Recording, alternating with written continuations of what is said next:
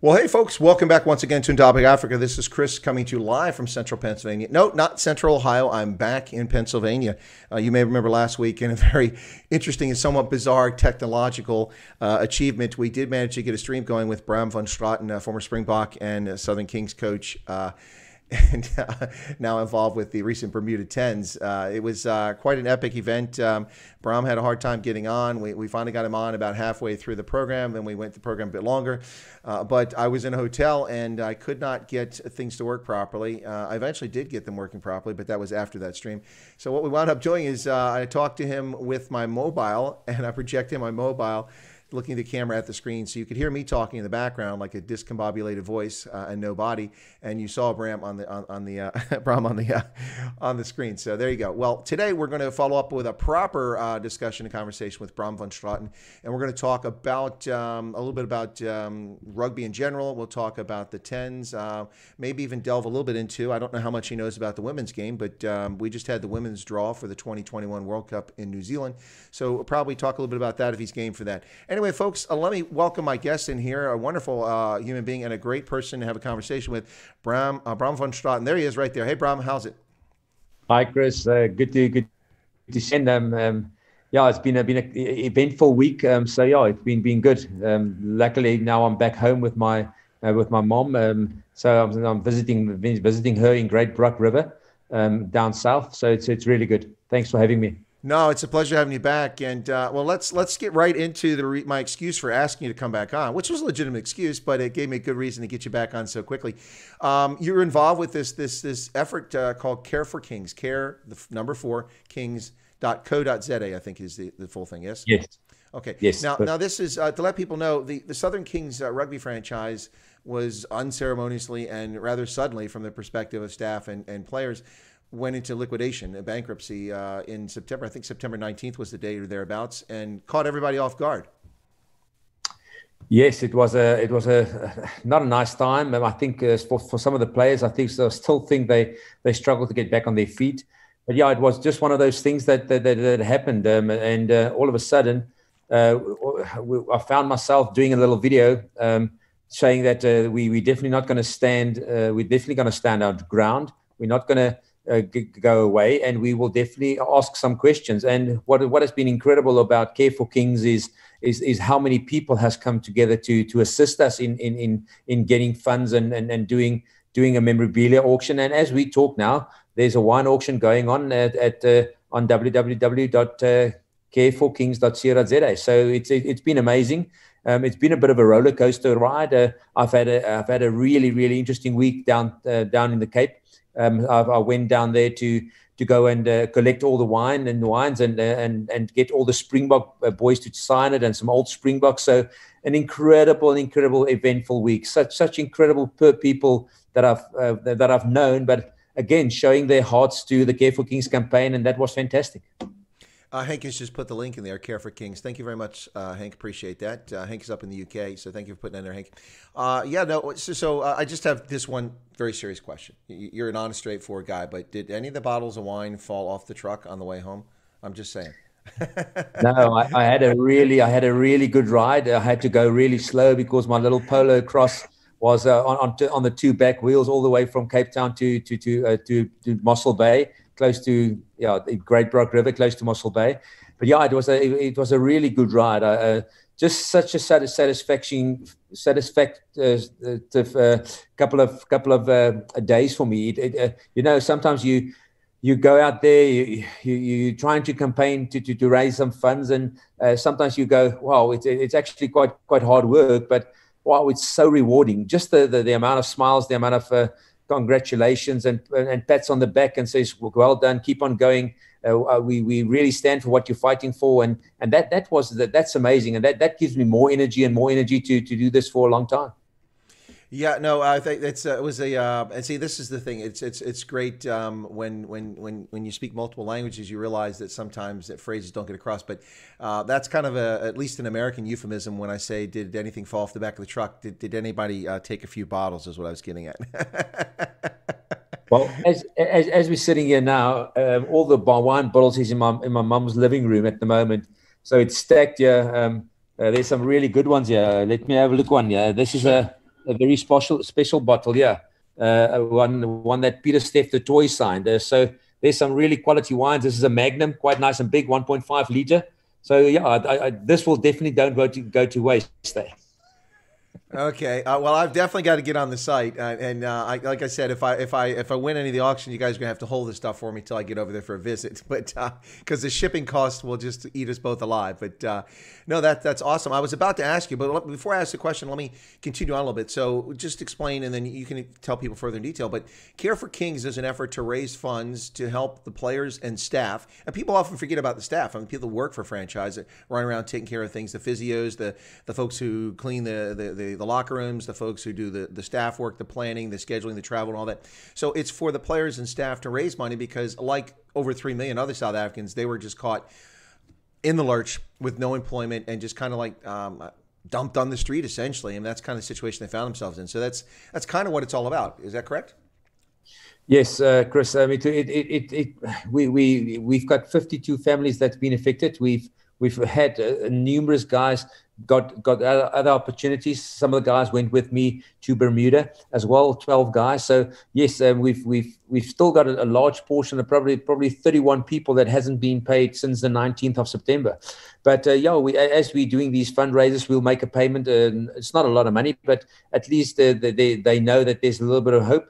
That we can help them through this difficult period, and hopefully we will be able to assist them until they get something else. And that's our hearts, and hopefully, not hopefully, we're definitely going to go on with Care for Kings. There's some big things that are happening in the background as well. We're definitely gonna do a proper thing with this, and may long it continue. Well, I was going to say that, Braam, I didn't know where you're going with this, but I'm just a suggestion, a humble suggestion on my end. I mean, we don't know what the future holds, but I mean, who knows? Maybe there'll be another Kings franchise sometime in the future, or in whatever the case is. But even whether it is or isn't, maybe at some point after helping out the players and staff, it becomes something helps out local kids or local charities, or builds the sport of rugby in the Eastern Cape. I don't know, just some suggestions out there. I mean, it sounds like you've got something useful and helpful going, and there's lots of good purpose for it after it serves this value.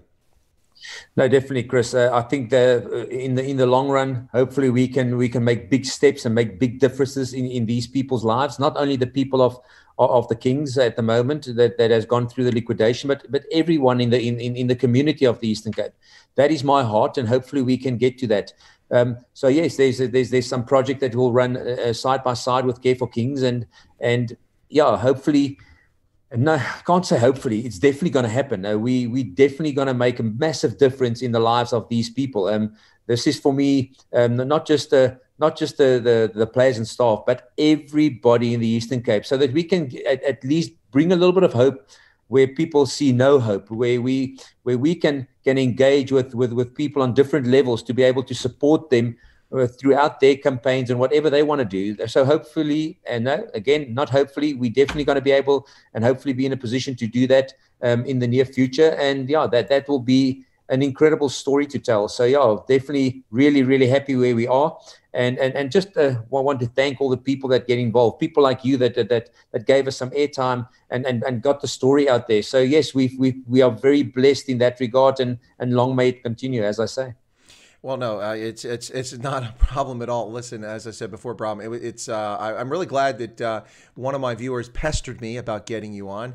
Really, really pestered me, and I said, look, I don't know the guy. I mean, you got to give me some contact, and I'm not even sure the person actually knew you that well. I think they just might have kind of cold contacted you, and then gave me the information, and then you were more than happy to come on. So it's my pleasure. It's been a pleasure getting to know you. But listen, this is a little bit fulfilling for me and rewarding from the standpoint that. The fact that we had you on the program, talked about Care for Kings, and even in some small way, Hank Klopper, who's who put the link up for Care for Kings, also one of my moderators and longtime member of the channel. Hank said, I got some really nice memorabilia from the auction. So there you go. At least one of our viewers actually participated in the auction, raising some money. So that's just awesome. Really good to hear. Yeah, so yeah, like I said, we will have a couple of engagement on with online auctions. There will be the one that's busy now is the wine auction, and that'll continue until tomorrow night at 8 o'clock. Then if there's some disputes and people are still bidding, they will go on for another hour. So that's really good. And then next weekend, because of COVID, we actually had to stop our golf day that we would have done. We would have done that on Thursday. But with COVID in the Eastern Cape, we don't want to put anybody at jeopardy, so we are postponing that to the first or the last week in January. But our memorabilia auction will go again, and then when after that I've met some incredible people in the Cape Winelands and put up another couple of things and brought some more people to the table, and they are so happy to assist us in what we try to achieve. So there will be some big announcements in the next 2 weeks of some other things that we are starting to do, just because people really show their hearts to us and really open their hands and keep on giving. So we are very blessed in this regard at the moment. That's awesome. I'm gonna risk my Afrikaans pronunciation here. Jaco Rademeyer, whom I don't think I've seen in a long time on the channel. Welcome back, Jaco. Says, "Hallo Braam, hoe gaan dinge?" So how are things? You've already answered that question, but then he said, now I don't know who Lewis is, but he said, "Het Sam bal gespielt in later Sam Lewis." Who's Lewis? Does that make any sense to you? Lewis, I hope it's Lewis, the guy that I've just that we engaged with and had on our team with the Phoenix, Lewis Berg. He is a top individual. One of the toughest young men I've ever met in my life. I think when I look at him and the way he plays and the way he goes about his stuff, it feels like me. I'm looking at. So it's a really good guy that brings the spirit, that brings the energy to every training session, and it was so wonderful to have him in Bermuda with us. I really enjoyed it. He's a good kid. No, that's awesome. So yeah, I just want to make sure my Afrikaans pronunciation wasn't that horrible, but maybe it was. Ella Blue de Beer is in the chat and says, "Will you address the unruly behavior of the EFF at a later stage?" Yeah, I will, Ella. But not for this stream. This is about rugby, and the initial topic here is Care for Kings, which we're talking about. I did have a 4-hour stream, nearly 4-hour stream this morning, covering events at Brockenfell in the Western Cape. We'll talk more about that in a later stream, but not today, most likely because I have a congressional candidate on my later stream today. But I will do prepared video. So thank you for asking, Ella, but that's not the topic for this conversation. So, but you're welcome to stay, and thank you for joining us. So Care for Kings, you have Springboks who are helping out, and I just saw a bottle that I covet now. It's covet's not really probably the best thing to do, but I covet that bottle. It has Peter Steph Dutoit's signature on it. One of my all-time favorite players, and of course, World Rugby Player of the Year most recently, and just a solid. Stop everything coming at him Rugby World Cup. He had a brilliant Rugby World Cup and a great year across the board. So that's awesome to see him do it. Who else, if you can share with us, is autograph some of these bottles so we can drum up some interest and maybe drive up the prices for the auction? Yeah, I just want to come back to Peter Steph du Toit. He's not just a good rugby player, but what an individual he is. He's such a good man, such a good heart. When I went there, yesterday morning, I drove to their farm, pick up some bottles, and then drove back to Valdevie, one of the estates in the Paarl. And he opened me with arms and signed the bottles for me, and also did a little video for us to create some awareness. So really top bloke. I really hats off to him. Those are the boys that you want guys to help, and we're very blessed. But there's been some old Springboks signing these bottles as well. Some of my big mates, David Barry, who was an international centre, played for the Boks for I think 39 tests. Then there was the big name, Corné Krieger, captain South Africa, also played 39 tests. And then there was the centurion, Jean de Villiers, captain of the Boks, that also signed he not just signed some bottles. He said, "I'll give you a signed Jean de Villiers jersey, the test that they won the Tri-Nations in 2004, and he signed it for me and gave it to me." So it's been incredible. Then there was Charles Marais, who was my roommate.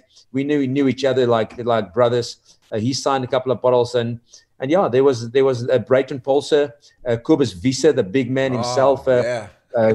He got me halfway at Hoogpass, close to Cape Town, close to Botterfield. He got me there and stopped at a little market there, and he signed some bottles for me there. So I tell you now, it was so rewarding. And then the other guys that signed was all the main Springboks that played in the World Cup final from province. Steven Kitstoff, the Herschel Yankees, Damian Willemse. So the list just goes on and on and on. So Frans Malherbe, who's an incredible individual who also did a lot of stuff for us in our first auction. So hats off to all these boys that came to the party and signed some bottles for us. Wow, look, I'm so envious now. I'm like wishing I wish I could have been there just to help carry. I mean, first off, you're driving around wine estates. That's always a fun experience. But you're actually talking to people that run them and actually are living on them, not just rocking up to do a wine tasting, which is very different. That had to be a lot of fun. But then also just running all these older Springboks, and then plus the guys from Western Cape who played. You just run off some names there. Jean de Villiers. I was at the World Cup in 2015 against Samoa and I was literally 30 meters away when his jaw got broken. I was heartbroken. Probably not as disappointed as Jean de Villiers was, but he had a fantastic career. But just so unfortunate all the injuries that piled up on him. But what an amazing guy. He's always seemed like quite the gentleman, too. I really enjoyed his career and wish it had gone on for another 30 or 40 tests at the Springbok level, because it was really a treat to watch on the pitch, and I really liked him. But I was there at that game when his jaw broke, and my heart just jumped in my chest, because you knew something was wrong. Yeah, Chris, he's such a good individual. When I met him in Paarl, I said to him, please, can you just sign a couple of bottles? And he said, no, let's go to my house. It's just up the road. Took me there, gave me a coffee, signed the bottles, and then signed the shirt. But then he went the extra yard and said, how can we get all these Springboks to sign it? And he got me in touch with Chippy Solomon, who's the manager of Western Province and the Stormers. And Chippy when I phoned Chippy, he said, bring it. As I arrived there, unpacking all the boxes and wine, within 5 minutes, all the bottles were signed and sealed, and all of a sudden I could leave. No, it was just incredible the way that they invite me into their space, which I really, really, I appreciate so much. But it was incredible just to see they actually understand what we're going through, because it has been a really tough time for the boys and for the staff. But just the expression on their faces told them that they really do care about the boys within their fraternity, within the brotherhood of rugby, the ethos of rugby. We talk about that so many times, but when I did that, and that's why I'm probably still floating. I'm not walking. I'm floating above the earth, just because of all the warm-hearted individuals that I've met. The people within that being in South Africa has gone through a very tough time in the wine industry, but they were so open-handed and giving. And just the way that they welcomed me on their farms was just amazing. So, like I said, it was probably the most inspiring 3 days of my life. It's just incredible of what happened to me. I said to my wife the other night as well, wow, I just can't stop talking about it. I'm overwhelmed with the generosity of the people. You know, you mentioned Peter Steph du Toit. I saw a brilliant biography that was done on him, a video a year or so ago, I think it was, but really brilliant, talking about his background. And then the reason I'd never heard of him early on is because he didn't go to traditional rugby school. He went to a school in which I think no one had ever risen to become a Springbok from that school. I think he was the first. All of his brothers apparently also play rugby too, so it must be an interesting family. But in that biography, they covered the farm, and they were there, and it's quite a beautiful location. It looks like quite a lovely place. So I'm while I'm wearing a red jersey, I am turning green with envy. That sounds like it was quite the experience. It was a fantastic experience. So what I did, there's a little video on Care for Kings, if you can find it on the Instagram page that it's my page, Braam van Straaten.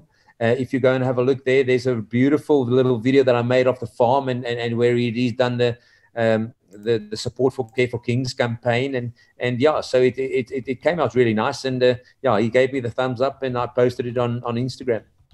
Now that's pretty awesome. So you mentioned those names. These are just iconic names of Springbok rugby. Kobus Wiese. That's a guy that you just see him, you're like, okay, make way, just let this guy pass. He's a big dude. He's a big man, but I think he's got a bigger heart, and that's what's wonderful about him. I played against him for a number of years, but Kobus is just an incredible individual. There's a bit of an aura hanging around him because of his size as well. But so warm-heartedly, like I said, I'm speechless, man. I can't.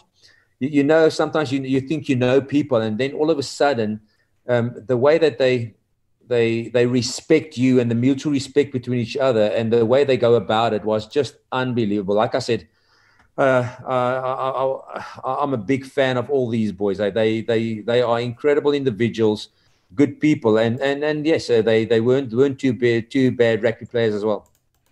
I was just trying to get this to play, but my browser's not cooperating with me. So what I'll do is I'll put the link into your Instagram to get people. Is the one we're talking about where you're standing and the vineyard's over your shoulder? You're standing with kind of like that's the one. But the other one is where Peter Steph du Toit, you will see it starts off with a farm, Kloofenburg, and it is really, really good. It's such a nice little video, and just he's not so fluent in English because he's such an Afrikaans boy out of the Swartland, close to Rebecca, well, in Rebecca Steel. And he did it without a blink. He said, I will do it for you. And that's the support that these boys are giving us. I'm really overwhelmed by their support. No, it's pretty amazing stuff. And yeah, I've always wondered that about Peter Steph du Toit. With his English ability, because he seems like a quiet guy anyway, but I don't know. I got the impression maybe that he wasn't always particularly comfortable being interviewed or speaking in English, and so he's a little more quiet and reserved. Is that a fair statement, you think? Yeah, I think so, but it just shows you getting people. Well, we are out of our comfort zone by a country mile, and he comes on and gives me a little video. It takes him out of his comfort zone, and that's what it's all about, because it's not about anything else. It's about his heart. He's got an incredible heart for people and for everybody that's been affected, and that shows your true character. For me, that's more valuable than being a good rugby player. And yeah, like I said, that those are the things that I've met and weighed up in the last couple of days. So yeah, I've managed to sleep a couple of hours, and so hopefully the wine auction goes really well. I do believe that people will definitely enjoy the wines that are there. All of the wines are not all of them, but most of them are Veritas winners, which is a very good prize to get for your wines in the Cape and in South Africa. So yeah, it's incredible to see the generosity of the people. Well, while not a major wine drinker, I do have appreciation for it. And when it comes to Cape wines, my favorite is the Cape Shiraz. Some really good quality Cape Shiraz coming out of the Western Cape. Good stuff. So, if any of those are the one, you must have really good eyes, because this is a Shiraz as well. Is it really? I actually did not see that, but. Oh, it is. Okay, there you go. Cool. I was focused on the top because I look at it said John Smith. I look at John. It was Peter Steph du Toit when you were first spinning around. So I was staring at the top there. But yeah, no, Cape Shiraz, good stuff. Now we've got one of the nice things about this too. When we talk to folks, especially, I always tell people that think about South Africa. Certainly for many communities, because the country is divided into so many different ethnic groups. But when you talk to people, it's almost like old home week. So. Ungere Maiburg said, Peter Steph is from the same school as me. We are Afrikaans. School Swartland.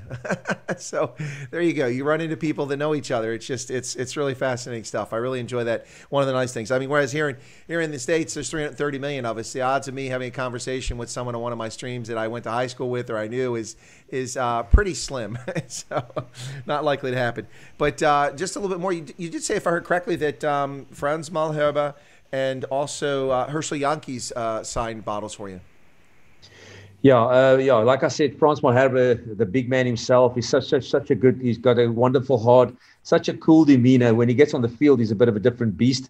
But Herschel Yankees was one of them. Damian Willemse, Warwick Galant, Steven Kitsoff, and I had to ask Kitsi back, and there was the Bongi Munambi. So all these boys were, and then Sia Kolisi entered the room as well, and. So it was grand. It was really something special, and they do it within the flow of things. But it just shows you how the rugby community is intertwined with each other. They know the pressure on rugby as in sport as a world game, and all of a sudden they really show their true colors. So which was fantastic to see. People are debating about where you're from. DJC Kotsia says Braam is an Affi, and Henk Kloppe says nay. He is was in Wonderboom.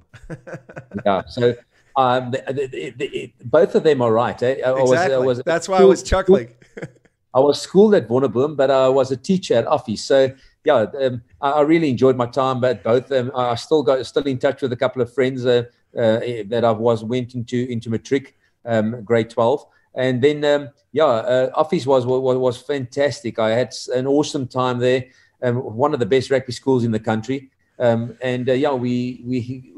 was just really cool to what a school. Let me tell you, what a school. It is absolutely beautiful. So I really enjoyed my time there. No, that's absolutely awesome. And I see this is like I said, I just talked about the small town country sort of thing, but also rugby's the same kind of way. I mean, once you make a few connections in rugby, the world can kind of open up to you if you really stick with it and you're interested in it. I mean, I'm absolutely amazed at some of the people I've got to know from around the world. And for me, it started in USA Rugby, and then with some rugby officials, and then from there, kind of grew from there. And it's really an amazing sport that just anybody can get into. And speaking of that, let me shift just a slight gear for a second there, away from Care for Kings. And I don't know if you caught, but yesterday I actually had kind of a snafu. It's a little bit embarrassing for me there, Braam. I'll confess. I saw that the draw was scheduled for the 20th of November. And I'm like, great, I'll live stream and do commentary about the draw for the Women's Rugby World Cup on the 20th of November.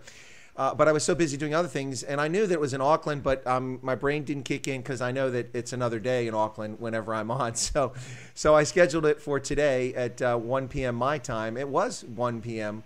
yesterday because it was the 20th in New Zealand, but it was the 19th here in Washington, D.C. So I missed it, and Elma Smith was on there along with some others. They had the Prime Minister from New Zealand, Jacinda Ardern, and Dan Carter was present, among others. But so I did miss it, but I did a video. But what I'm getting at is that so they had the draw yesterday, and for the 12 teams, 9 of which are already selected, there's still 3 teams that need to qualify. They're set up for it. But have you ever been involved or watched or have any interest in the women's game? Yeah, quite interesting. I was when I was the kicking coach for Australia. I did all the kicking for their sevens women's side, and it was so good to see how much talent there was. But yeah, Australia is so blessed because they play that six touch rugby game, and they've got a big league that helps them to produce some wonderful stars. And yeah, I was fortunate to work with the Australian women's sevens side on their kicking skills. So that was a first for me. But I was gobsmacked, like you said, gobsmacked is a good word for us. Gobsmacked to understand and see how talented these girls are. So yeah, it was quite a good experience. No, the women's side on the sevens for Australia is very good. I mean, consistently, they're very good. It's fun to watch them play. Of course, I go to lots, well, I don't go to lots. I go to the Vegas tournament, which is no longer in Vegas, so I didn't go this year because I went to LA. But I watched them out there when the one year they came out there, but also watch them, on television all the time. They're really talented. But I've also been to the Women's World Cup in 2014 in Paris and then 2017 in Ireland. And I've watched, because many of these same women play on the 15 as well as the sevens. Really talented stuff. Like on the American side for the Eagles, our team is a top team. They finished in the top 4 at the World Cup last time, just missing out on the podium to France in the consolation game. But we have some amazing players like Alev Kelter, who's just unbelievable. Like Stephen Kitsoff, she's a redhead there and just plowing her way through. And then we have Chris Thomas and Nia Tapper. Nia Tapper is just amazing and fast. The women's game is a little different, I think, but it has its appeal, and I think people ought to give it a chance. Not a lot of people seem to be familiar that we even have women's rugby. Yeah, Chris, for me, I've been so entrenched in the men's game, and I probably in the near future, I think that'll be quite interesting just to look a little bit further down the line and have a look at that as well, because I think it's a game that it's for all sizes, as we know, and a lot of people, and what's incredible about the game, and I think there's some games that has got the same things, but the rugby is just different. I think for the rugby has given me who I am. It's taught me who I am. It's given me all my tools over a period of time, and that's what makes the game so. The character of people are getting to be formed around the game, and for me that is quite interesting. And it's always, if you go and have a look at it, it's always to the good side and not to the bad side. So rugby's got a massive influence on youngsters and communities, and because of the ethos of it and the brotherhood and everything that we spoke about. But yeah, I do believe that the game, rugby, will go a long way in the women's game. I think it's coming up to speed now. I think a lot more people are following it, and there's some really good interest growing around the world. So I'm definitely one of those guys that will put my hand up. I don't know a lot about it, but as you say now, the World Cup drawn has been done, and definitely I'll definitely have a look and enjoy some of the games, as you say, and especially looking out for the American side. Well, that's awesome. If we get you to be an American fan, that'd be great. Because me being a Springbok fan, being an American, that's the other way around. But so, folks, you're listening to Chris White Africa on the Indaba Africa channel. This is Chris live from Central Pennsylvania with my special featured guest, once again, the very generous Braam van Straaten, who is with us, former Springbok, well-known coach for the Sharks, also for the Southern Kings, and is now also involved in tens, an exciting game we're going to talk about here shortly. But before we get to that, Braam, I got to say that when I first started talking about covering rugby on this channel, I did my segment Rugby Ascended early days a few months back. I got a lot of flack from a lot of South Africans.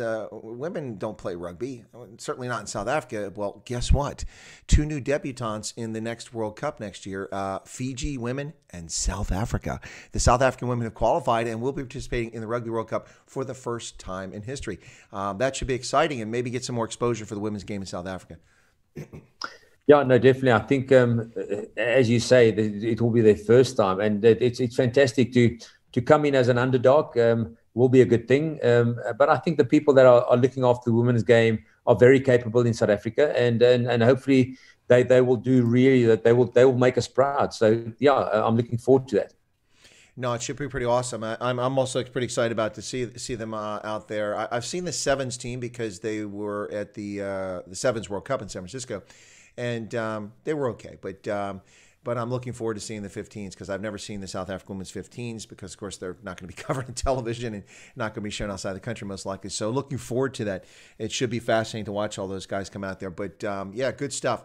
Well, let's shift a little bit there, Braam, and talk about the Bermuda Tens, if you don't mind. So we talked about this in the interview last time, and let me just do a little bit of a setup, and I'll let you go with it from there. But this tournament, which you mentioned to me before you went there, you said, hey, you were asked late in the game to get involved in this to help get this team going, and it turned out to be the Phoenix team that went out there. And no, not Phoenix, Arizona, but this is Phoenix like the rising sun, so it seems like an apropos term or name for the team.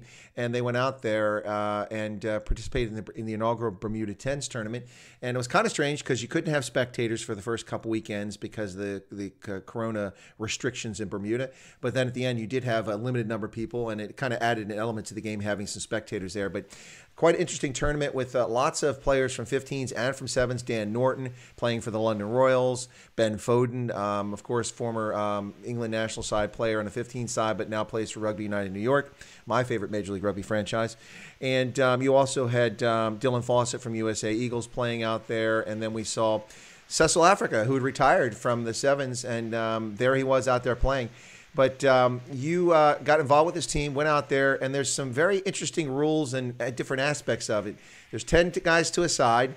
There's 10 minutes to a half, and which is a bit longer than 7s and not nearly as long as the full 15. But I can imagine if there's 10 of you and it's 10 minutes, that's got to get tiring because you get 15-40, that's tiring enough. But anyway, so that's a little bit different. And then there's a thing called Jeopardy with the kicking, and it's you're going to have to talk to us about that. And also, I'm going to let the cat out of the bag here, folks. Braam is not just another oak out there. I mean, he actually got involved in the tournament and put his mark on history for this inaugural tournament. So that's a lot to unpack. But just tell us a little bit about the 10s and how you got involved and your thoughts. Yeah, Chris, it was a whirlwind. I still thought it was a dream. We got the word from Dick Meir, who gave the opportunity to us at the Kings and to the boys to be able to go to the inaugural Bermuda Tens, which was fantastic. I had 4 days to plan everything to get 12 guys there. The other guys we met there, but it was incredible. It was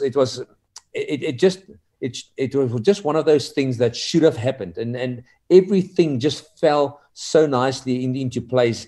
So I still can't imagine how quickly we did it. But yeah, we got to Bermuda, and we were the first. I think we got tested when we arrived there. We were 1 day in complete lockdown, and then then we could get out of our rooms. But they're so efficient. So on day 4 they test us again. On day 8 they test us again. On day 14 test us again. And within I think it was 12, 13 hours you get your results back. And that was brilliant. So all of a sudden we could get along. We first 8 days on the island was just a blur, because the boys went all over. They explored the island, because we had to early training sessions late in the afternoon, so they could get up nice and early. Early or later, and have a breakfast, and then have the whole day for themselves. And then we have a training session in the afternoon when it's a little bit cooler. So yeah, it was fantastic. The organizers did such a good job to put it together within the COVID time. Hats off to them. They were brilliant. The way they run the whole thing was absolutely brilliant. Coming back to more interesting on the games, talking about. It is quite tough, because all of a sudden you've got 7 stars that can run around, but you also got these 15 stars that wants to make it a little bit more physical. And that's what we went to. We said we're definitely going to take them on physical, because we weren't 7 stars. We didn't have any 15s, but we had a really good group. That was a number of very tough customers that just kept on fighting and fighting and fighting. We stayed in the fight in every game, which was fantastic to see. And then coming back to the kicking jeopardy, which was quite an interesting rule, where if you score a try, you can decide where you want to kick from. 1 point straight in front of the poles, really close, against the wind, which was in Bermuda the wind was pumping at some stages, and then you take the 1 pointer. But then you had the 2 pointers on the 15s and on the 22, and then you had the 3 pointers, which is quite a difficult kick on the 15s, but on the 10s, and then there's one right in the middle at halfway that gives you 5 points. So for a try, if you do it right, you can get 10 points per try. And all of a sudden, it changed the way that people think and the way that people play the game, because you are one try or one score from actually leading, being 9 points behind. So that was very interesting.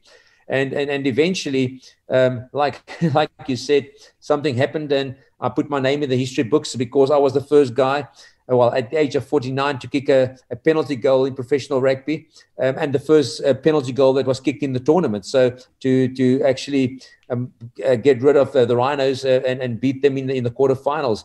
The first time in my life that I've beaten my old mate, who was the coach of the Rhinos, Reno Combrink. So I was very happy. Sad for him, because they were one of the favorites to win the whole thing, because they won the inaugural one right in the beginning when we arrived in Bermuda. So yeah, it was an absolute incredible couple of days. I have to say, probably the best day or night that we had was the night on the boat. The boat's name was Good Vibrations, and I tell you now, I think we even excelled more than that. But yeah, it was an incredible number of incredible boys coming from 6 different or 7 different nations, just gelling together, because for us there wasn't any expectations, but it was such a great environment for everybody to bring their part to the table, and it was unbelievable. I tell you now, just getting back some messages today of how the boys enjoyed each other's company. We still got the group, the live group of the Phoenix, and that group won't die, I think. No, it sounds like an absolutely incredible experience, and I think I might want to book my ticket for Bermuda for the next one, because we'll presume that the Wuhan coronavirus, COVID-19, will be a thing of the past, or at least under control, however authorities decide control is, and you'll be able to have spectators, and that should be interesting. But there was a comment, just a second. Excuse me. There's a comment over here by Grant Rothman. He says, Where's it at? Oh, yeah. A try should be 5 and a penalty 1. I hate rugby because they play for 3 points. I get the sentiment, Grant, but that's definitely not the case in the sevens games because most sevens guys can't kick for beans. But I get the sentiment. I don't know if I agree with it, Grant, but yeah, I appreciate where you're coming from. But this game was very interesting because of this Jeopardy thing. It doesn't matter where you score the try. I mean, in rugby, it's always, and I know that Mike Friday for the Eagles, the coach, he gets so inflamed when his players get excited about breaking away for a try in sevens, and they just run right to the corner. And we're like, the fans, and I know Mike Friday can see him, run under the post. There's no one near you. Because now you got to kick this thing from way over there. And of course, those points make a difference in whether you continue the tournament. But it definitely changes the game in some respects, doesn't it, Braam? The way that you can pick up an extra 5 points, as much as 5 points to add to the try. No, definitely, Chris. But the guy that you said that said he doesn't like kicking is his name Grant. It is Grant Rothman. Well, Grant, then I would have been out of a job, because I was a kicking fly off inside centre. No, I'm just joking. But yeah, I tell you now, kicking is so much part of the game, because if you think about defenses these days, how strong they are and how difficult it is to break it down. If you look at New Zealand, they play a very expansive game, but their kicking has gone to the next level, because I'm a firm believer, if the space is available, take the space, because territory in the game, it will never change. You have to make sure that you play territory to be able to get yourself in positions to be able to put teams under pressure, either to put them in the corner and go for a driving maul, or being able to put them under pressure and kick the goal. And then again, I believe kicking will never go out of the game. So Grant, I think my friend will come to the tens, man. There's 5 points for a conversion, which is fantastic. No, it was unbelievable just watching that. It's and also it puts a lot of strategy into the game too, because it's not so much strategy when you're scoring a try. When in 15s, sometimes you just get across wherever you can get across because you're just trying to break that defense. But in sevens, oftentimes you get a breakaway and you're all by yourself, and guys forget, and then they kind of mess up, and then you don't get that point. You don't get the conversions. But in this game, it really doesn't make a difference. I noticed in a lot of games, teams would go for the 2-point conversion. Initially, but then if they found themselves behind and they had to win at their back, they would take a bigger risk and take that chance. Only a few teams I saw really would jump at the opportunity to try to go for that 5-pointer, but a couple did, and it paid off for them. Yeah, definitely. I think one of the young kickers, what's his name? His surname is Ben Seema. Yeah. Really prolific striker of the ball that plays in the MRL. MLR, yeah. Yeah, MLR. He's a really good striker of the ball. We had an engagement. The one day he lost a kickoff against Matt Turner, and I said to him, Ben, you're such an incredible kicker. Maybe we can have a little a think tank and sort out 1 or 2 problems.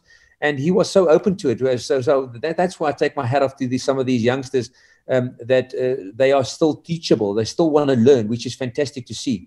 And yeah, we had a kicking session one day after their training session, and he was kicking really, really well in the last 2 days. So yeah, hats off to them. And like I said, it's incredible to see how much a really good kicker can do to a side. As a player and as a kicker, my confidence went through the roof as a player because I was kicking really well. And those are the things that people might not see in the background. Well, I went to a Tri-Nations match in Bloemfontein in 2009, and that was my introduction to Mornay Sten. And he scored every single point that day. I think he got a try, and then the rest were all conversions. It just shows the importance of a good kicker. And he didn't miss anything. He was kicking from all over the place, and it was I became a big fan. Now, hopefully Mornay doesn't see this stream, but as I've told people, one of the challenges because I don't think he was a particularly strong defender early in his career. He seemed almost like I could have pushed past him, but no, I'm just saying, no criticism. But he was a brilliant kicker, and then he wasn't picked for all the book squads after he'd done so well. He would be far and away the highest scoring Springbok ever if he'd been picked by certain coaches who didn't pick him up. To me, is a bit of disappointment, but especially because I would say that as his career progressed, he became a quality defender, and he played the game, I think, all around comprehensively. And it was really good to watch him. Not when I say was, he's still playing. He's playing for the Bulls now, and I was kind of excited to see him come back to South Africa because that's some good stuff. But that was the day that I really, really, truly gained a deep appreciation for just how important a kicker is. I mean, you watch the game, you know it's important, but when you realize that this is the only person that scored in the game. Now, it's not just because of him. Obviously, they got penalties, which put in position other players in the team. And he obviously didn't run down the field all by himself. There were offloads and there was recycling of the ball, and that's how he scored. But it just really shows the importance of a kicker. So you got to appreciate the kicker. And I'm with you, Braam. I think it'll always be part of the game. The part of the game that drives me nuts is the European style where they're always kicking the ball for position advantage. And it's like back and forth, and we gain 2 meters, they gain 5 meters. Please just crash the line. Yeah, I think the game has changed. I think you saw South Africa as well in the World Cup, how important it is to be able to put pressure on the opposition. And again, with the Gary Owen, as I knew it as from a youngster, the up and unders, or the box kick from the 9, they force you into certain areas. So it's very strategic that you if you kick really well and you can get man and ball, or you can really put them under pressure, it takes so much of their attack away, because it's so difficult to start your attack on the back foot. And all of a sudden, this is why teams like Munster and Ulster has got an incredible, valuable kicking game. But if you have a look at Exeter, which also plays in the Northern Hemisphere, they've just got a different mindset. They like a ball in hand mindset, which is incredible. And all of a sudden, they were the champions of Europe, and also they won the British or the Premiership, which is incredible to see. So where they come from a number of years ago, as a second division side, and being able to put 2 trophies in 1 year together is unbelievable. So yes, hats off to them. Yeah, there's some interesting comments coming in here in the chat on the side. Yeah, and I agree with you. Listen, when you talk about the kicking, it's something that always bothered me. And here's the irony. During the Rugby World Cup, a lot of South African Springbok fans were complaining about Faf de Klerk, when actually I was enjoying his box kicks. I think that what he did in the World Cup was brilliant. And really, I mean, I don't usually care for those things, but in the World Cup, he by and large did a great job and really put the Springboks in great position to actually gain territory and actually steal the ball away on those kicks. It was good to see. But of course, Faf de Klerk is like a Tasmanian devil. That guy, man, he'll try to take on Cobus Visa. He'll try to tackle him. I'm like, dude, that guy's big. He's everywhere. It's just, I think it must be like Samson. The strength comes in his golden locks. Yes, I've known Faf for a long time. I've met him when he was a youngster at the Lions, I think in 2009, 10, and 11. Yeah, he's just a tough young man. And what has been so great is to see just standing his ground and taking people on, because that's what rugby is about. If you don't stand your ground, people are going to walk all over you. But Faf is, like you say, a little terrier that doesn't go away. And I think he had a big role. He played a big role in us winning the World Cup, and yeah, I think he's still playing some really good rugby at Sale in the Northern Hemisphere, which is good to see. Yeah, and he's a good guy as well. I've known him for a long time, so yeah, he's a good kid. No, absolutely. I was at. I mean, of course, I'm biased. Fourie du Preez will always be, top drawer for me in that role. He was just brilliant at it. I mean, and he just looked like he wasn't even trying out there. I mean, it was just so effortless when he was on the pitch. But Faf really sold me, and it wasn't just Faf. I mean, Herschel Yankees. I mean, this was just amazing. We had a great trio playing back there. But this World Cup was amazing in so many ways. And speaking of terriers and people that take anybody on, what about Cheslin Colby? My goodness, that guy. It's, dude, you're supposed to be running fast, not taking out these massive hookers that are twice your size, but he doesn't back down. He was amazing in the World Cup too, just taking on people. It was a fun World Cup to watch, and especially watching it from the front lines there in Japan. I really enjoyed it. It was amazing watching these guys play. Yeah, so for just coming back to Fourie du Preez, what's quite interesting, he was in grade 10. Mm-hmm. That's when I was at office. So I've known him for a very long time as a schoolboy. He was already as good as he was already as good as at the age of 16. Wow. But yeah, he's a very talented guy. I've known him for, like I said, for a very long time.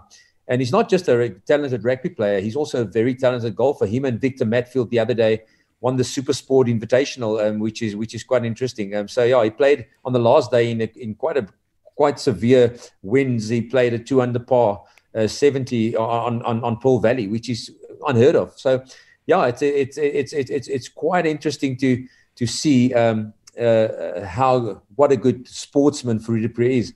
Sorry, and just getting back to your question. Can you just, I've jumped off the line there. So if you just go back to your initial question. Honestly, I've jumped off the line too. I forgot which that original question was. It was fine. We'll probably come back to it there. I was less a question and more just sharing and kind of get your thoughts on it, and you've shared them there. So I think we've covered that. But listen, I'm going to have to do this. I'm going to have to pull the host prerogative, and I'm going to have to exercise. I'm going to have to pull my Springbok connection card, because Victor Matfield and I have been doing the dance. Someone put me in touch with him, and he agreed to come on the program.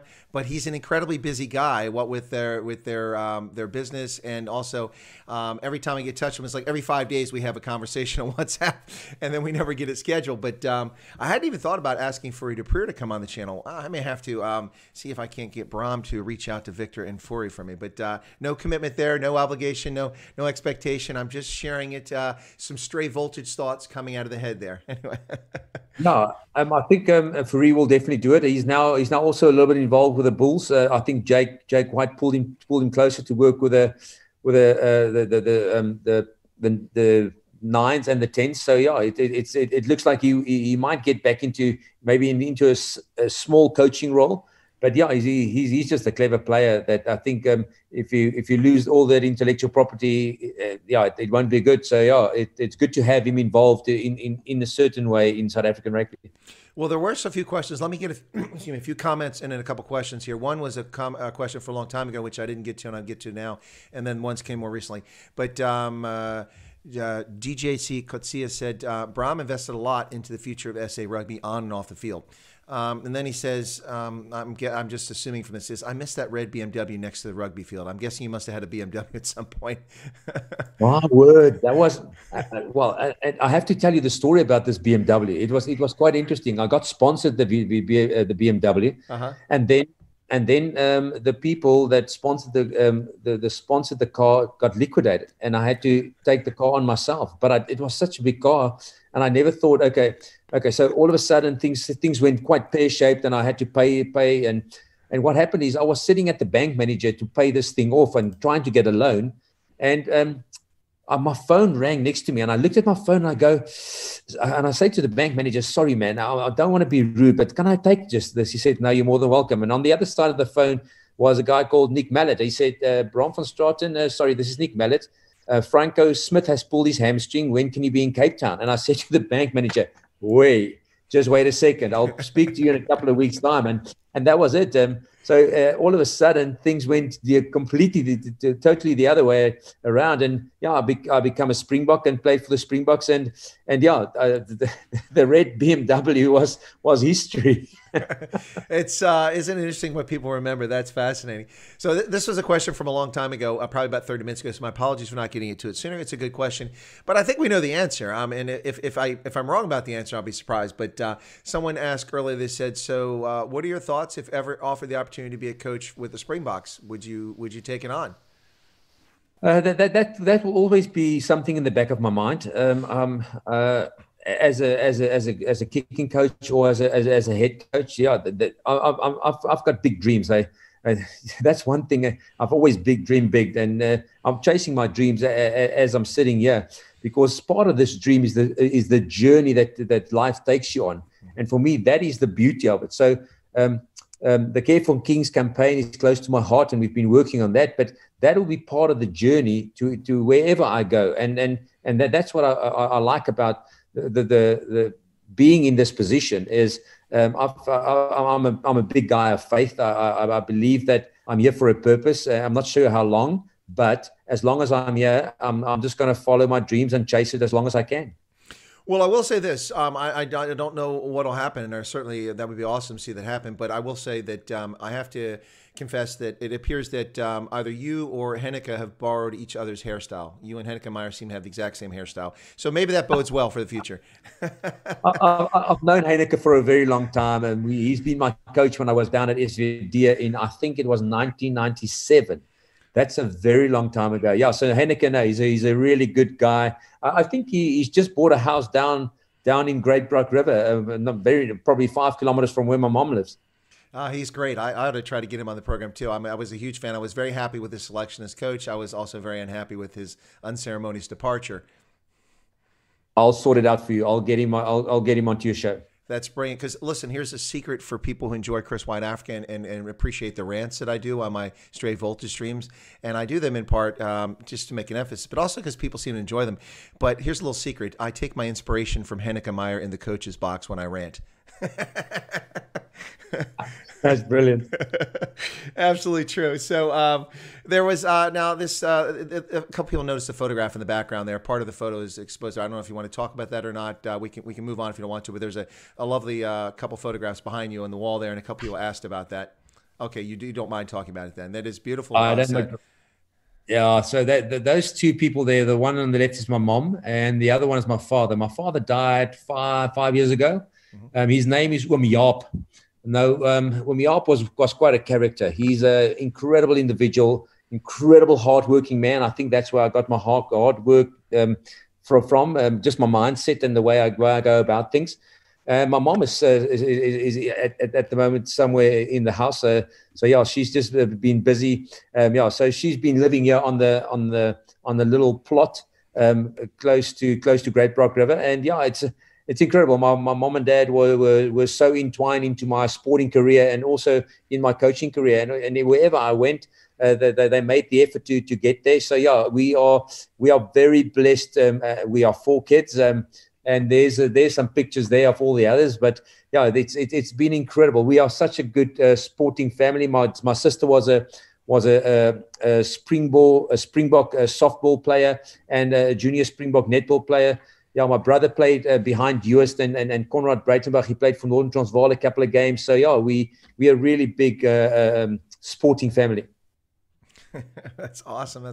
Sorry, I'm listening to you talking about your family, and that's not what I'm chuckling about. I'm smiling about your family. That's lovely, but there's a couple questions in the chat that I'm not going to ask here. Nothing to do with you. Welcome.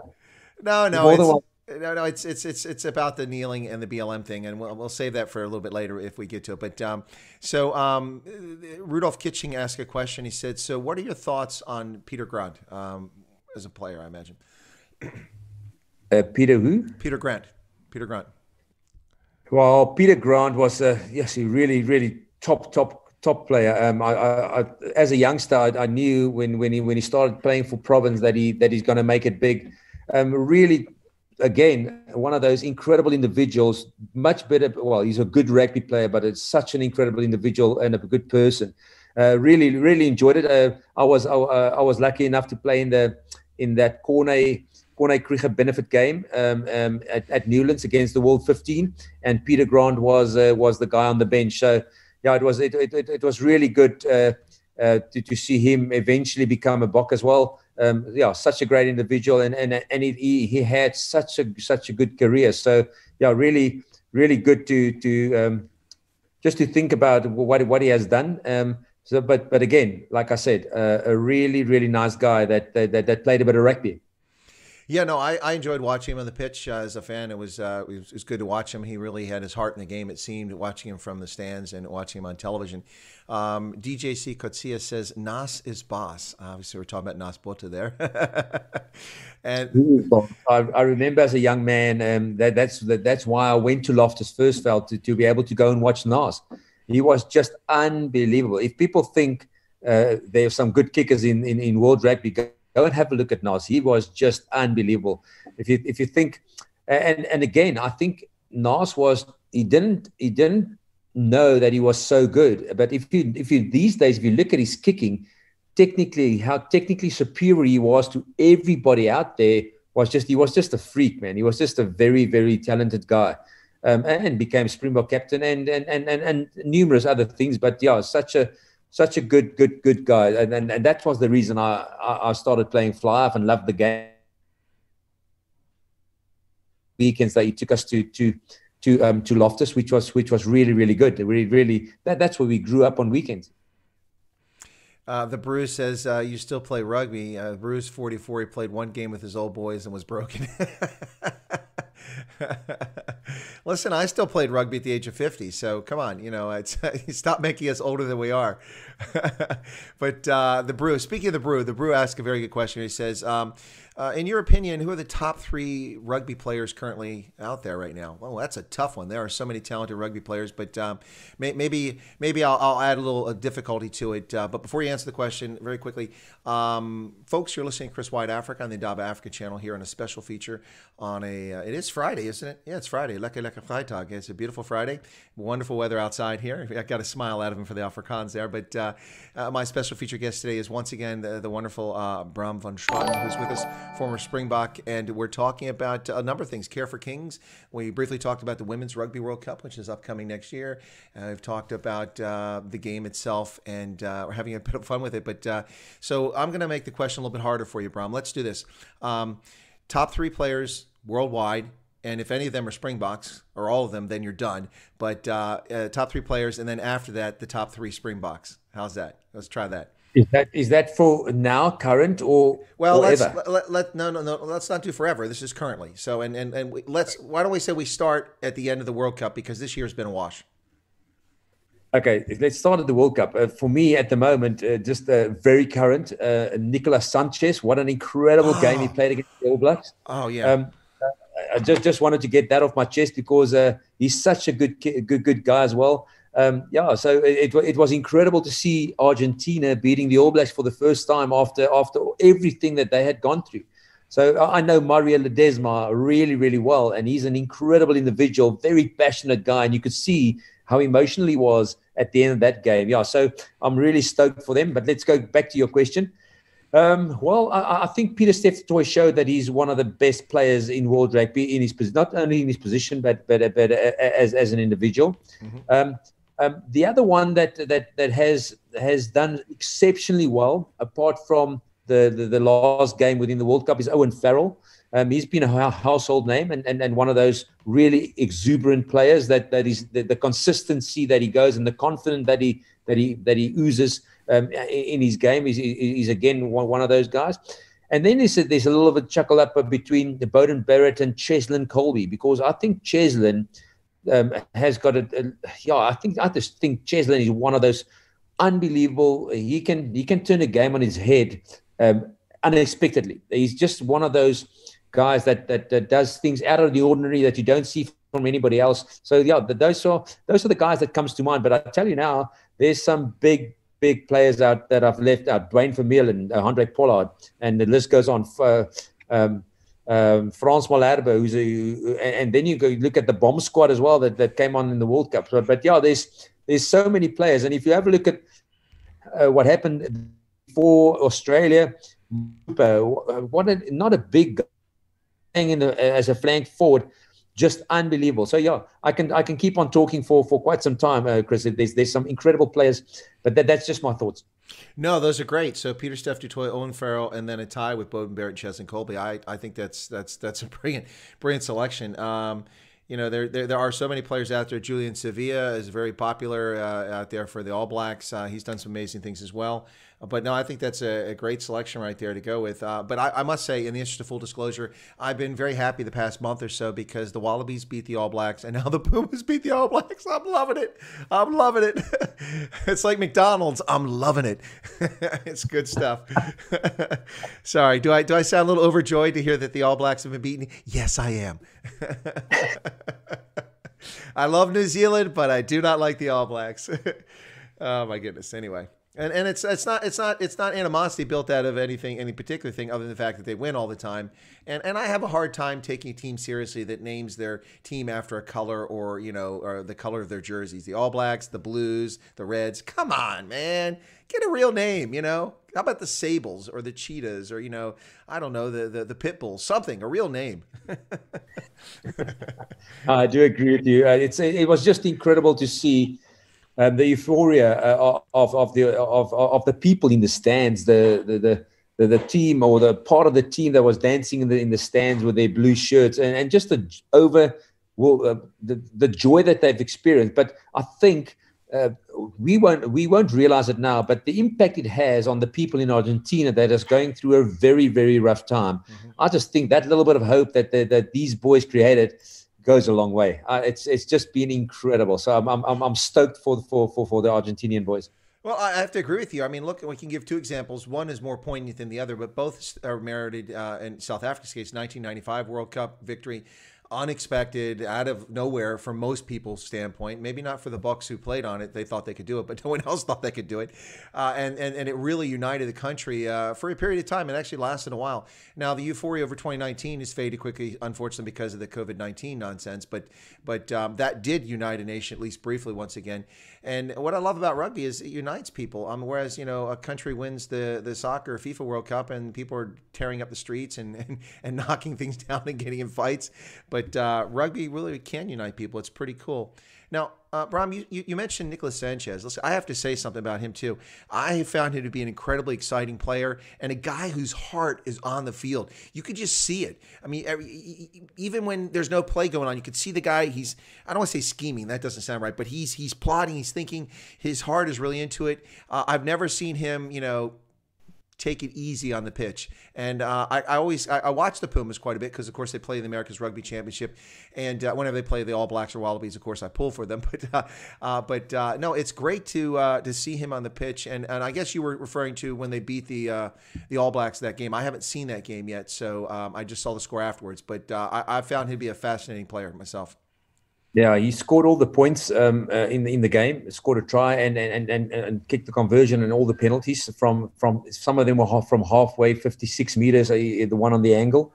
But for me, the biggest thing, is he showed a lot of character. I think a year ago he got dropped for another fly. I can't remember his name now, but it just shows you what a quality individual he is. With some adversity, he comes through and plays an integral role to beat the All Blacks the first time ever.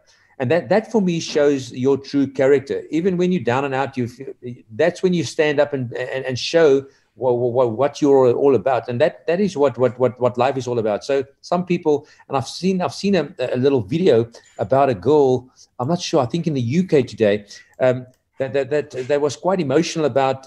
She's an entrepreneur, and she was quite sad about how this whole thing unfolded about COVID. But I want to tell, and hopefully she's maybe sees this. I want to tell there's always hope. There's always hope. Doesn't matter in what situation it is. There's always hope. Don't ever forget that. And for me, what Nicolas Sanchez has done from last year to this year is just incredible. So hats off to him. Yeah, absolutely, 100%. Agree with you entirely there. That's well said. There is one thing here where there is no hope, and let me share this. Marauder 8310 says, "What have the All Blacks got in common with the 3-pin plug? Both are useless in Wales." Well said. Brilliant, Marauder. Hey, so let me, Braam, I don't want to keep you all day, but, I actually love to keep you all day, but you've got things to do. But I did want to ask this question here. We talked previously about, is there some sort of thing for former Springboks? Do they do anything? Does Cesaro have anything? And apparently there isn't. Maybe it's time for someone to form a Springbok Players Association or something like that, at least for networking and contact and something beyond that. Maybe even, get some sponsorship for it or sponsor golf tournaments and raise some funds, because I'm sure that there are former Springboks who from time to time fall on hard times, and we don't want to see people suffering who've served the country in the green and gold. Thoughts?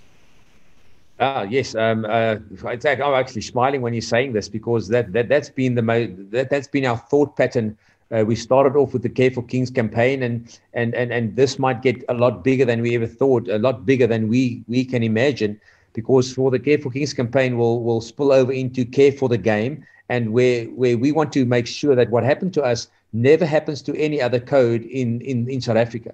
And growing that a little bit further, we want to make sure that we can look after our old icons, Springbok rugby players, cricketers, the Protea players. So we want to make sure if somebody needs a helping hand, we will be able to assist. And there's some big activations while we're talking. Some big activations are happening within the Care for Kings campaign that will be able to assist these guys going forward. Like I said, I can't say too much at the moment, but keep looking at the Care for Kings social media platforms on Facebook, Twitter, and also on Instagram. There will be some activations in the near future, and it's incredible how these things come around. With the Care for Kings campaign, it's drawn so much energy and so many good-hearted people together. So we can definitely make a difference in these people's lives in the near future. Well, I was going to say I'd love to get involved and help with that, but it sounds like it's underway, so I'd be superfluous. But it'd be great to see that sort of thing. I mean, we have that here. I had Blaine Scully on the channel yesterday, former USA Eagle captain, played for Leicester and also for the Cardiff Blues. But Blaine is one of the co-founders of the I forget the exact name of it, but essentially it's like the USA Rugby Players Association. Those who played for the national side, so that they have some kind of players association to deal with things and help. So it's happened here a couple years ago in the U.S. and we see this in major sports like in the National Football League, where they have this sort of players association, so that it helps people out. And it's because back in the day in professional sport, players got paid virtually nothing and got injured a lot, and then they had medical bills after they left clubs and had a difficult time dealing with it. And so that was a reason for creating it. But I think it's also a valuable tool for camaraderie. I mean, if you've been a Springbok, if you've donned that jersey, if you put that blazer on, you're in a special, unique, small club. I mean, we're only talking about 1,000 people that have ever done this for the Springboks alone. Now, if you throw in the Proteas and you add some other things in there, it's a larger group of people, but it's still a very small, select group of people, and they've worn the national colors, and they ought to have a chance to share things with each other, and someone help them out in a time of need. That's just kind of my thoughts on it, Braam. I do agree with you, Chris. So for me, the big thing is COVID has leveled the playing ground for everybody. Everybody has taken a knock in some way. And just to see how people that actually fought together quite a long time ago get back onto the same path, same level, and all of a sudden they've experienced the same things. And all of a sudden, it brings us together as human beings. I always say that we are all equal. Doesn't matter who we are, or who do we think we are. We are all equal in front of God. So that for me is plain simple in plain English. But now all of a sudden, people are starting to engage and say, you know what, I might be a proud individual, but I've took a knock. I took a knock as well, and I'm prepared to say that, because and that's what we like. We want people to come out of the woodwork. If things are if things are tough, we want to know about it, because maybe we can help you. And that's what we want to do with the Care for Kings and Care for the Game campaign that we will launch eventually. And that for me, this is not just a Care for Kings campaign. This is a legacy project for the next 50 years or 100 years. I don't care how long it takes. I will throw all the energy I have in to be able to assist these guys. That is like when I was a youngster, there were some incredible individuals like the icons of cricket, Graeme Pollock, these guys. So we want to make sure that we can have some leverage somewhere to be able to assist them to have a comfortable life after sport. No, that's a fantastic approach to it, I think. There's a couple things here. GJC Kotsia says, please, how will we approach Farrell? I missed your comment. I couldn't find it there. Are you talking about Owen Farrell, or because there's only one L there? Please ask your question again, DJC. And the Bruce says, has Braam met with Etzebeth? Naughty buggers, those brothers. I know Etzebeth, and he's been one of the guys that has come on board and did a video for us right in the beginning when we started Care for Kings, when the memorabilia auction. So I tell you now, he's a big guy, but he's got a bigger heart than anybody. He's just a good individual, tough as nails, and I won't get into a UFC octagon with him, but it just shows you these people off the field. They are normal human beings that really care about their camaraderie within the game, but also care about the people within the game, which is incredible. DJT, yes, Owen Farrell, but I didn't understand your question. You said, how will he approach Owen Farrell? You got to ask your question again. I'm sorry, please. Somehow we missed that. But Info Swiss Oil says we have a sporting group here called the X Pro, and they support X sports people from all sports. Oh, I'm unfamiliar with that. I've not heard of that before. So that's a news one on me. Let me see. When it comes to other sports, I guess let's broach this topic then, because you said it was okay. So a lot of people are really angry at the cricket about the Proteas and over this Black Lives Matter support. And some people are very angry at Sia Khaleesi for comments that he made. It's politics coming into the game, but while I detest politics in the game, we have to be honest. I mean, politics has always played a role in the game, even if it wasn't the athletes involved. I mean, look at the Springboks were banned from international competition for a long period of time. And so whether we like it or not, the United States boycotted the Olympics. The Soviets boycotted our Olympics, which is unfortunate. But unfortunately, politics does find its way into sport. I guess the question is whether athletes should be involved in it. And my view is that they shouldn't be, but that's a personal view. That doesn't make me right. I don't know how deeply you might want to tread or not tread into this topic. It's a minefield. So I don't know if you want to get into it, Braam, but you did say it was okay to raise it. So. Yeah, from my point of view, as an Afrikaans, we've got a word. It's a tamaleki. That means it's a very sticky spot to be in with. For me, I don't have any comments on it. For me, I live my life as a true individual. I'm very honest. I'm a guy of principle. So that's what I fought for, and I'm a big Christian. I think, Chris, for me to elaborate on that, it's a little bit outside my not my comfort zone, but it's just outside my ballpark at the moment. I don't know too much about it because I'm so ingrained in my own things and don't worry too much about other things. No, I think that's a great response. I agree with you there. What's this? Daughter just came and gave me a big hug and went, Uncle Santa. I'm being known as St. Nicholas now by kids. And it's actually, when I do the rants, because I do them on the live streams, I do probably one per show now. I just, in long, not always, but sometimes. But people keep saying, my children came and said, why is Santa so angry? So I got to be careful about that one. But just really quickly here, a lot of people are suddenly mentioning, I'm not sure why Chester Williams, but, for the Rugby World Cup, I was really excited for so many reasons. I was going to see Donald Stanford. He was going to introduce me to Joel Stransky, which he did. That was brilliant. I really enjoyed that. See the Box play, see the Eagles play, go to Japan. It was all exciting. But one of the things I was excited about was Chester Williams was going there, and he launched a beer brand. And I was so looking forward to meeting Chester at the Rugby World Cup. And right on the eve of leaving, he passed away. I felt so cheated. I'm sure his family feels a lot more cheated than I did, but I felt so cheated. He was such an I've never met the guy, but I've talked to people. And, we're always saying nice things about people, but I've heard that he was a really great guy and pretty amazing guy. And he played at an interesting time. He took a lot of grief from a lot of people outside the game. But he took those knocks and kept going, and I was really looking forward to sharing a beer with him. And I never did find his beer because they did sell it in Japan. Donald Stanford found it, but I never found it. Yeah, Chester was an incredible guy. He was one of the main guys. We call it in Afrikaans a baanbreker. So that means he was the leader of the pack to be able to get people to actually understand that there's a lot of talent in South Africa.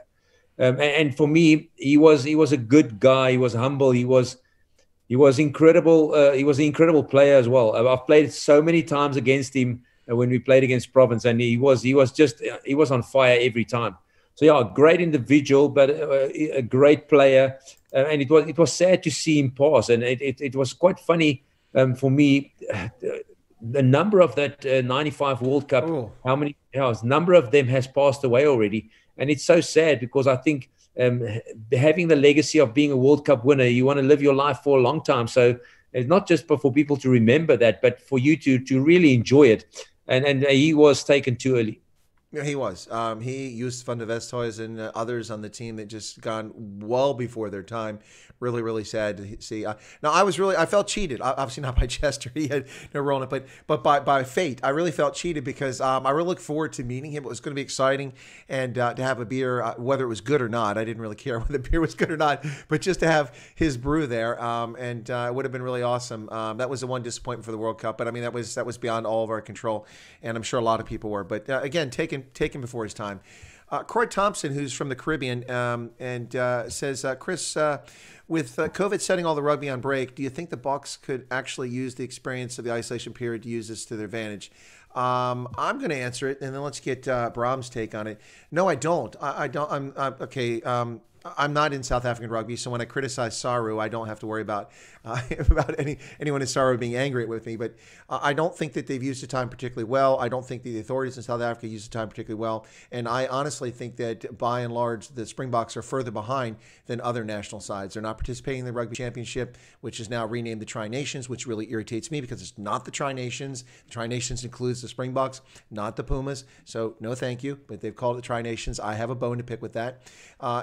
We also have Springboks players spread all around the world like they normally are, but they're unable to come back to South Africa and train as a team, even on short notice, because of all these COVID restrictions.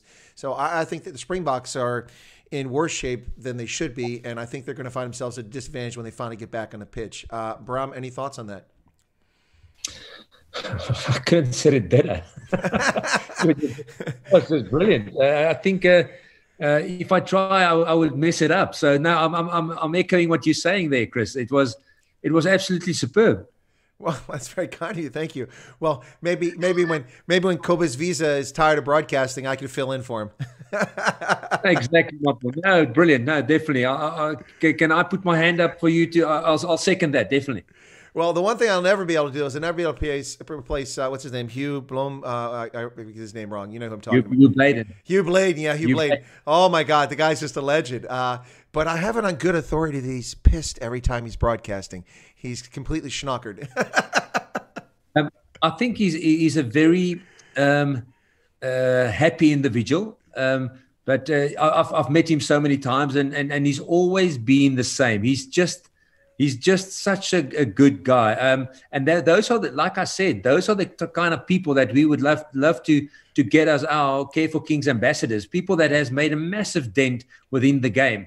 And we can't let those heroes, those individuals or the icons of the game. We want to make sure that we keep them involved, and make sure that people understand that these guys has left a legacy. If you think about Hugh Bladen, you can only, it's just unbelievable, I tell you. No, absolutely. I'm with you on that. And I have to be honest with you, the first time I ever saw a rugby game in South Africa broadcast, who was on there commenting but Hugh Bladen. And I just like, whoa, this guy is awesome. He's amazing. It's just something else. Unbelievable. You know, he's something else. I got to say it. He's that voice is so distinctive. You know it instantly. You absolutely know it instantly. It's just really something else. I'm actually glad that the first time I ever got to listen to a game, he was on there. It was just amazing stuff. So cool beans. Well, it looks like we're losing light there on your end there, Braam. Sorry. I used my phone as a modem, and it just went. I just got a phone call. So yeah, no, sorry about that. No, that's all right. My apologies.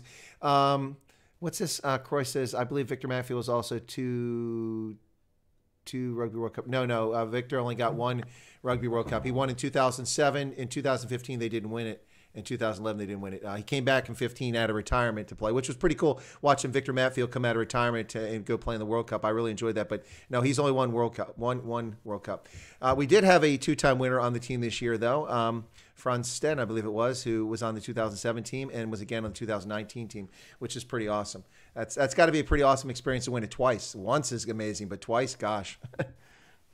Yeah, I think France has just showed what an incredible rugby player he is. He's been very talented from a very young age, and he's fitting to that Springbok mold quite nicely. Really tough bugger, if I can say that. With an incredible boot, but like I said, and I think he's still got a massive part to play going forward. Just because he's so experienced, you can't can't get away from experience. Experience makes a big difference. So yeah, it will be sad when he eventually hang up his boots, because he was a legend in his own lifetime.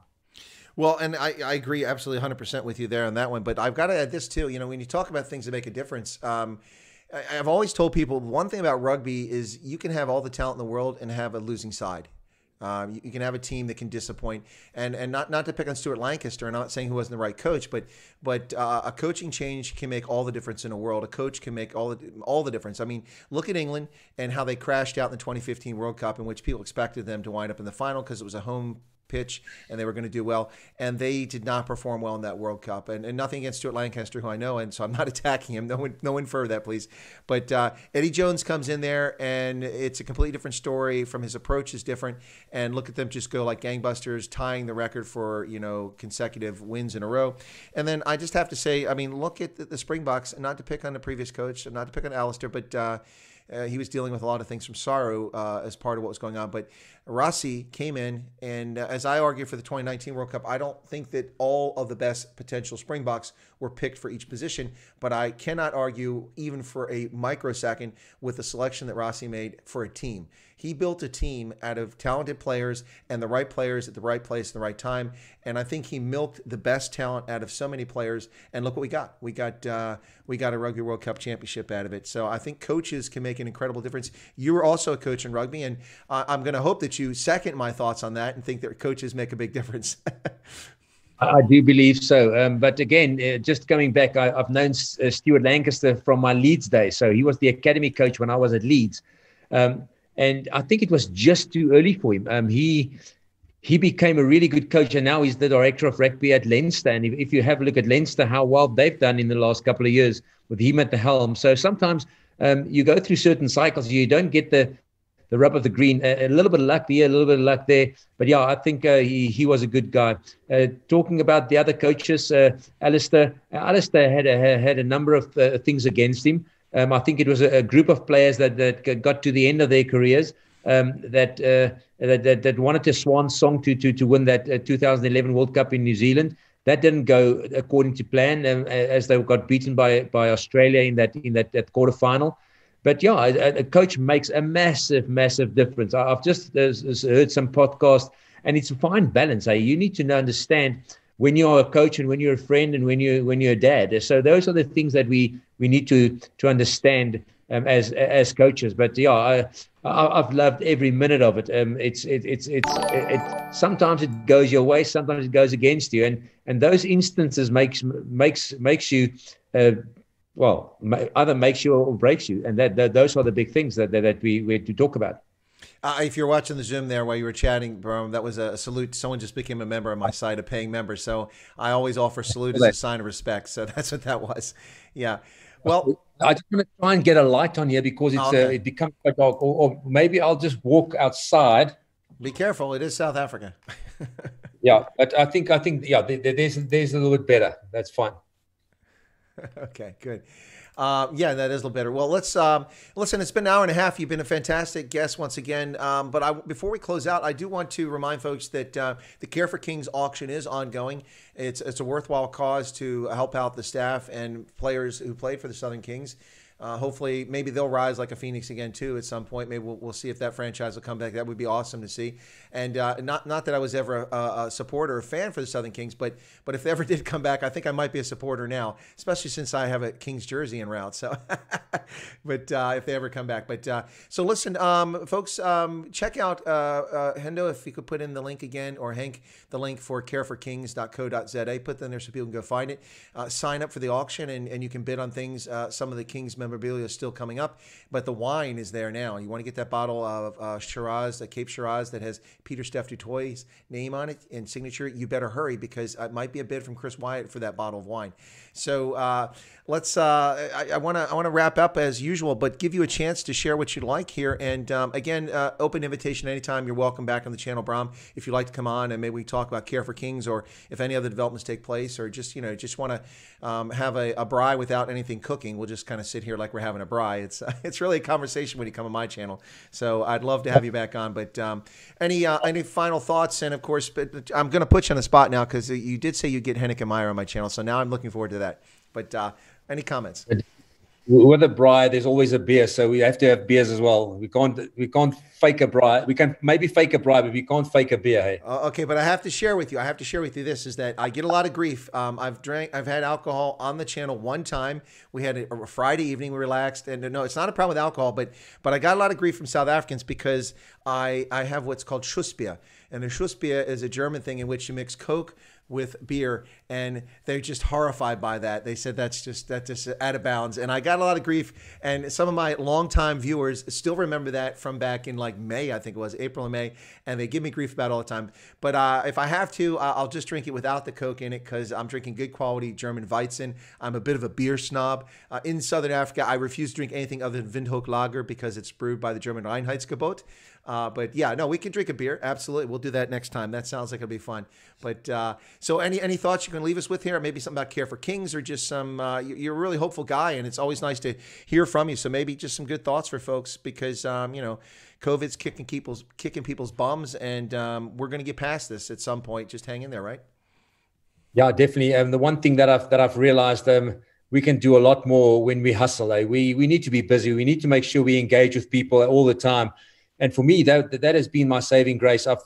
I haven't earned a salary for the last couple of months, but you know what? It's just incredible to see how much energy I have. When I get up in the morning, I really want to make a difference, and that's why I'm getting emotional because I never thought that I would be able to do this, and I got put into this situation by chance, and all of a sudden I'm rising to the occasion. So sometimes there's a lot more to it. For you as an individual to rise to, because like I said before, I think I'm a little bit hard-nosed. If people tell me things can't be done, I'll make sure that I get it done, and that's the big thing for me. So there's never a hopeless situation, and there's always a solution to a problem. So whenever you get to that point where you're stuck, hey, just dig deep, get busy, and make things happen. Well, Braam, you sound like some of my mates in the U.S. Army there. That's the right approach to life. That's what we do. You can't feel sorry for yourself. You can't look around and look at your circumstances. Sometimes the conditions around you just suck, but you got to make it happen. You got to make it happen. So pull yourself up by your bootstraps, although apparently Alexandria Ocasio-Cortez says you can't do that, but you can in fact do that. She doesn't know there used to be straps inside of boots. You actually pull that up. Anyway, but yeah, so that's a brilliant closing comments there, Braam. Welcome back on the channel anytime. In fact, I will, from you, entertain request. Hey, if you call up and say, hey, Chris, can I come on this time? If you call me and it's 3 o'clock in the morning and you want me to come on and I'm available, I will make myself available at 3 a.m. for you to get you on the channel. It's a distinct pleasure as always, Braam van Straaten. Thank you so much for joining me today. Yes, Chris, thanks a lot. And God bless to everybody that listened and to yourself. Thank you for the opportunity to talk to you. All right, brilliant, folks. I'm going to say goodbye to Braam and I'll wrap up the show right there. So thanks a lot. I'll let you drop off. And there you go, ladies and gentlemen. That's Braam van Straaten as he drops off the channel right there. My guest once again here on Chris Wyatt Africa. I want to thank him for coming on the channel. Looks like he's had a little trouble getting out of the stream. Let me help him. Oh, there he goes. Okay, great. So, folks, I hope you enjoyed this stream. It was brilliant from my perspective. I really enjoyed it. And thank you for sticking with us here on a Lekker Lekker Vrijdag. And in this case, in South Africa and Botswana, it's a Lekker Lekker Vrijdag. And I hope you've enjoyed this conversation with Braam van Straaten. Quite a good oak there, a really good guy who's trying to do his best. And yeah, I think a lot of us didn't realize that. Braam is also without a salary. He's also not drawing a salary right now. And look at this. He hasn't looked at and said, look at this pile of lemons. He's making lemonade out of those lemons. And so bravo to Braam van Straaten and all the folks who are trying to make Care for Kings work. And also to all the Springboks who, we ran through that list of people, Peter Steph du Toit, Herschel Yankees, Cobus Visa, all these former players and current players who are helping out with the wine donations and signing things to raise money for Care for Kings. It's a worthwhile cause to help out players. We don't have this opportunity to help out a lot of people whose jobs were evaporated by COVID and the restrictions, but this is one case where you can help out. And these are some household names in many cases where you can help people out from the Southern Kings, and also names that aren't household names, those who work on the staff there. So thanks a lot, folks. I do appreciate you coming on here. Share this stream with your friends, your family.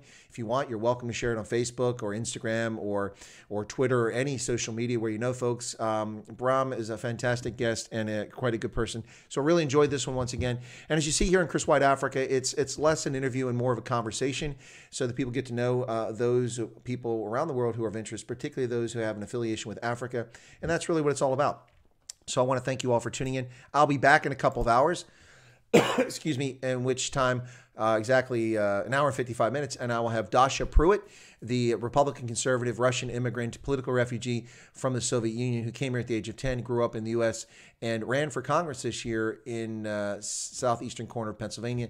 And it looks like she's going to lose that, but she is not happy with the results and contesting it. So we'll be talking in about 2 hours about the election results in Pennsylvania, what's been happening, what's not been happening, and we'll have Dasha on. She's quite passionate, so I ask you to come back and check that out in a couple hours. Should be an interesting stream. And for those curious about videos about Brockenfeld today, I will be producing videos. I downloaded over a gigabyte of primary source video footage from folks who were there with Boer de Guillaume. And so these were folks away from the fracas, so there probably won't be much there that will be of interest to folks, but I'll take a look at that, and I'll also be producing, with the videos I already received, some analysis that will be coming out over the next couple of days about events that unfold at Brockenfeld today. All right, folks, thank you. By the way, Brockenfeld is where Cheslin Colby went to school, I understand. So there you go. And I am wearing a rugby jersey as per the norm here. And this is the 2020 Utah Warriors Major League Rugby shirt from Paladin, who makes really good quality rugby jerseys. Anyway, folks, thanks a lot. Appreciate it. And thank you for tuning in. Thank you for the new subscriber. We got our new member, plus the subscribers who signed up. Thank you so much for that. And for your questions and comments. And I apologize if I didn't get to all of them. I got to most of them. So thank you guys for that. It was a great pleasure having you all here joining us today. Have a good day and enjoy your weekend. Have yourself a braai. Maybe have a beer as long as you're not driving. No drinking, no driving. Be responsible, folks, and be careful out there. It's a dangerous world. And take care of yourself and your loved ones. And thank you for tuning in. We'll catch you here on Chris White Africa, the Indaba Africa channel, in about 2 hours. Take care.